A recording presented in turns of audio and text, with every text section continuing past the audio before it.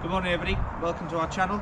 If you haven't already subscribed, please press subscribe below and ring the bell. You'll get regular notifications as we release regular videos on keeping horses and keeping driving horses, including training, our driving and all the useful tips for keeping horses in general.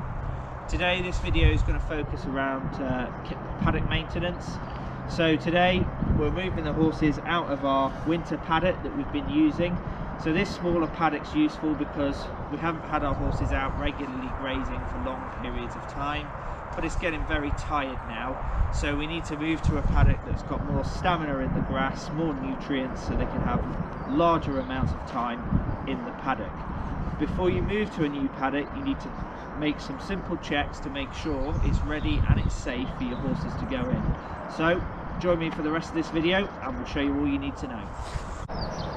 So the first thing that I need to consider when I'm moving into a new paddock is the amount of grass growth that it's had. This field's been rested for about 2 months over the winter and we've recently chain harrowed it. Now later on in this series I'm going to show you chain harrowing with horses, but on this particular occasion, because this paddock hadn't been used for a fair while before we used it, I wanted a deeper seed bed to be disturbed, so I used a set of chain harrows on a tractor on a frame, and that just enabled the chain harrows to just have a little bit more weight in it and disturb that bed just ever so slightly more. So what we've done there is we've kind of almost scarified the ground, removed any mosses, and that's going to then be recycled. You're going to get a lot more nitrates in your grass, which means it will get nice and green. This paddock here, before the winter, we left all the manure in it. I had about 3 weeks in this. It's about 3.5 acres. But I knew that we didn't have any parasites in our horses.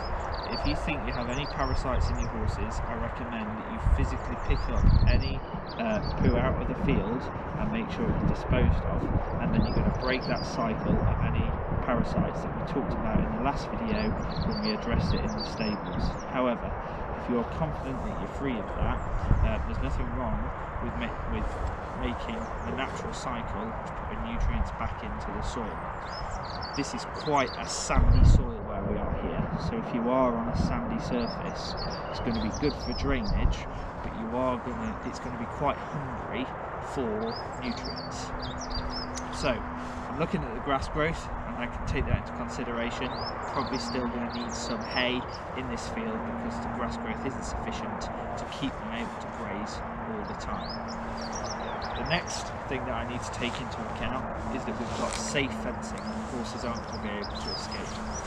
So the fencing we have here is a post and wire setup. So this is a cattle wire. It's made to a standard that is to make sure that cattle can't escape through it. It's got a top line of wire also.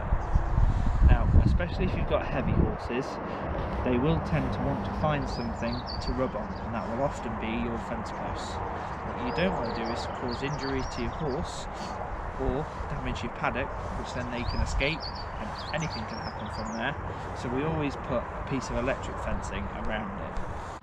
Wire like this is sufficient, provided it's not being used to separate your paddock. I'll show you later on in this video what you should use to separate a paddock if you're going to use electric fencing. I've put a link in the description below where you can find these pieces of equipment.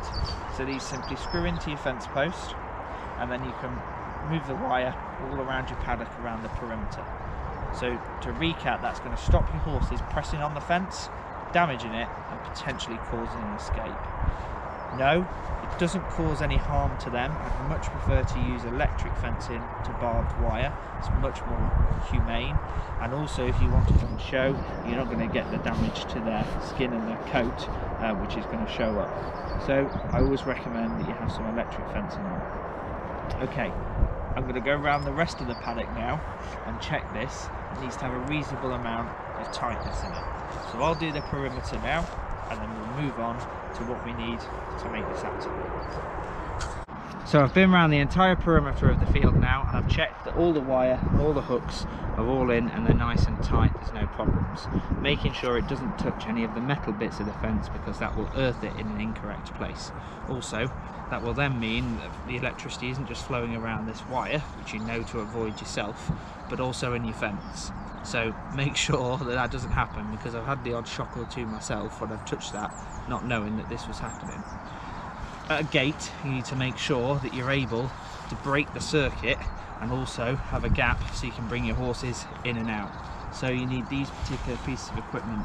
Like everything else I've shown you, all the links for this stuff are in the description below, so you can just go onto the website and just order it. So always make sure you got one of these. That will then mean you can take it off without getting a shock. And when you hook it on, make sure it's in contact with the wire so that the electricity can flow round. We've made sure now we've got an electric fence wire around the perimeter of our field and that it's not earthing itself on any of our metal fencing. The final part is to connect the energizer. I use the Gallagher brand of energizer. This particular model isn't available now, but I have posted a link in the description below to one that I'd recommend using. It's got enough power and it's got all the bits you need. So you've got your energizer. The next part you'll need is an average car battery. Also Gallagher do a specific fence battery, which I'd probably recommend because the whole pack goes together. And the final part is the earthing rod. Now the earthing rod is very important because it is the earth that makes the whole electric fencing system safe. I take great delight in when my friends come round in the summer. If the earth's a bit dry, it's not going to be able to conduct the electricity correctly. So whenever your friends come round, if you want to think you are truly mad, just get your watering can out and give it a good sprinkle and just say, wow, it was that big when I first put it in. Never gets old. Right, energizers here. Positive clip, negative clip. The first thing to do is connect your earth. Just goes like that. Second thing to do, this contact goes to the electric fence. Last thing to do is to connect the battery. Imagine power is like a flow of water. Connect your negative first.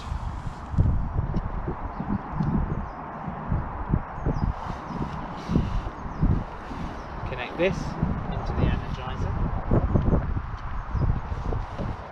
Final element is to connect the positive.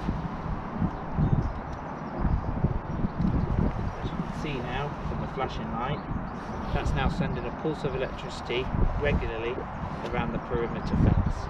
So if I want to disconnect this now, it's very easy.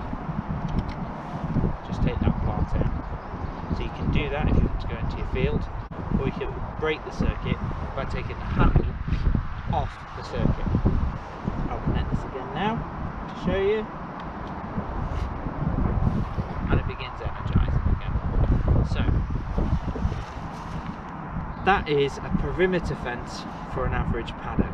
I'll just show you now what I would do if I had to separate that paddock into two quadrants. Sometimes it is necessary to split your paddock into different sections. How I would do that is not using the thin wire that we use on the perimeter of the fence. I've put a link in the description below to the products that I'm using. You need a good thick tape. Although this looks like plastic, it's got small metal wires running through it to conduct the electricity, and you need some good sturdy electric fence posts. These are the smaller ones, but you can get larger ones as well. The reason we're not using wire is that the horse needs to see this boundary. It won't be able to see a thin line like that, and it could injure itself by running into it in the heat of the moment. If you have got a perimeter wire running round, you can use that as part of your perimeter. What I would do is attach the webbing to it, bring it round, and make sure you've got a double line of electric fence so they can see it, and also they can't try and sneak their head under it. Come round, complete the circuit, and then I've used the bottom line to do the bottom line of the fence. It's just a very rudimentary version of how to do it. Another really important point when I check a paddock is making sure that there's no rabbit holes for my horses to put their feet down. This is quite an active rabbit hole, it's quite new. Now if you're on a sandy surface, as you can see here, these have been previous warrens. It is going to be popular with rabbits. I'm going to fill this in now, and I know that some people might say, well that's cruel, you're trapping the rabbits in. Unfortunately they are a pest that is just out of control, and you've got a decision to make really, that we either fill these in, prevent injury to horses, or we allow them to be here, and we perhaps don't use the paddock, or if you do, you are taking that risk that your horse can put their foot down that, and they're going to gallop up and down, and they're having great fun, and you've looked at risk there. So I always make sure that these are filled in before I put a horse in the paddock. The other side to it as well is that those rabbits are going to be eating your grass, and that's grass that your horses should be having, and if they're eating that and there isn't enough for the horses, you're going to have to be paying to replace that in other terms of forage. And over the spring and summer months, I certainly don't want to be having to pay for that unnecessarily. So it's quite simple. You're going to leave a bit of a divot, but your horses can see that. The problem is they can't really see a hidden hole like that. So make sure it's well compacted down. I'm going to continue this process for any other holes that I see. I need to make sure this paddock is safe for our horses to be in. I've got a self-filling trough in the field, but this hasn't been used for quite a few months. Anything could have come along and drunk out of it that I don't know about, and there could be any amount of nasties that have transferred from any of those creatures in my trough. So what I want to do is give it a good clean out. I've turned it off over the winter because it's self-filling, and I don't want it self-filling itself constantly unnecessarily.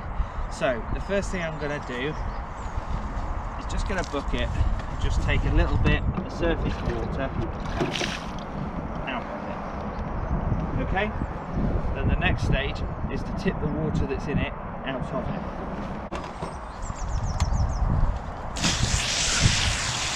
Probably recommend you get two of you to do this.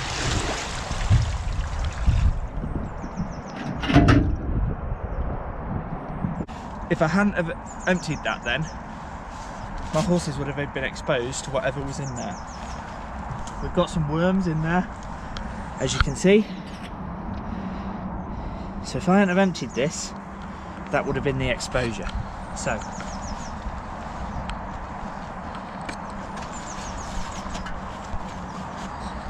I'm just going to dip this, get a bit of water on it, dip this in here, and give it a good scrub, just loosening all this stuff here. And it's really not a very nice job. You might want to wear rubber gloves.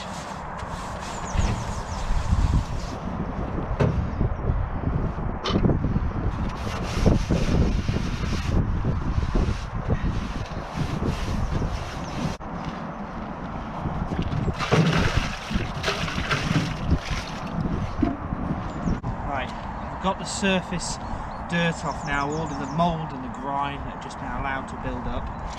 Now, the star of our previous video is this Stable Fresh disinfectant. So you can choose really the strength of what you're going to give it. It's 99 parts water to 1 part of this, but I'm going to give it a nice good swill out with this. It's in this bucket.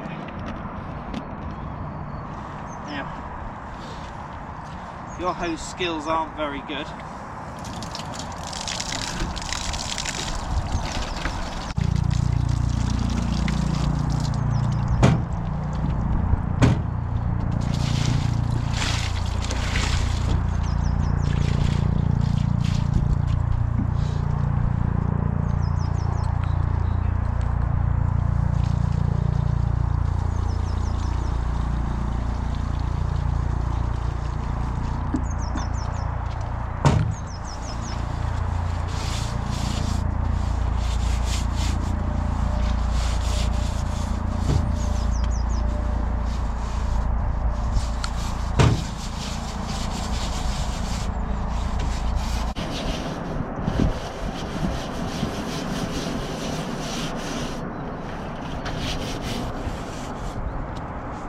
right, once this solution's been in here, drain it out. Make sure you give the trough a really good swell. You don't want any of this stuff being exposed to your horse's digestive system, so it needs to be swilled off. It's done its job now. Do look at the contact time for any disinfectants that you use, because there will be promises made about what they can kill, but you need to give them ample opportunity to have contact with the surface in order to do what they say on the tin. So I'm just giving this a really good swirl now, all the corners.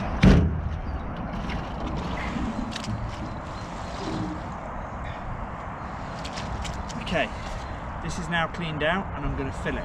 I need to make sure I've got a level surface. As you see here, I've already jacked it up with a bit of wood.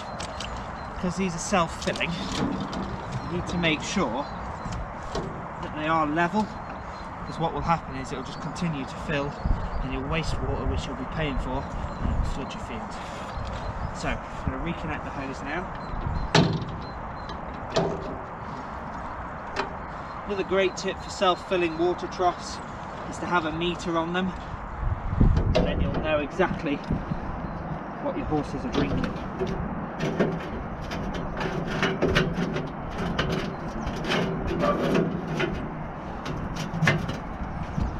Right, final stage now is just to let it fill up. So there we go, here's one paddock safely able to be used by our two horses, Seamus and Silas. We've got the electric fence on, that's going to keep them from leaning on the fence and causing themselves any injury or escaping. It's nice and humane, it's not going to cause them any lasting damage. Also, we've assessed what grass we've got in here, we'll probably need some forage soon. We've made sure that the ground's safe by making sure any rabbit holes are filled in. And that's about it really, just some very basic things. If you just look to your left over here, you can see that we've got an oak tree. Now oak trees are really important to keep on top of if they're near your paddock. There's something called atypical myopathy. If you pop that into Google, you'll be able to read a little bit more about it. Very soon I'll be taking the branches back, because horses, if they eat the leaves or even acorns of the oak tree, can be poisonous to them. But again, I'll let you go and do your own reading on that. All of the products I've used today are in the link below if you need to put them on your shopping list. If you've got any questions, please post them in the comments, and if you haven't already subscribed to our channel, press the subscribe button and you'll be able to keep up with our regular videos. See you again soon.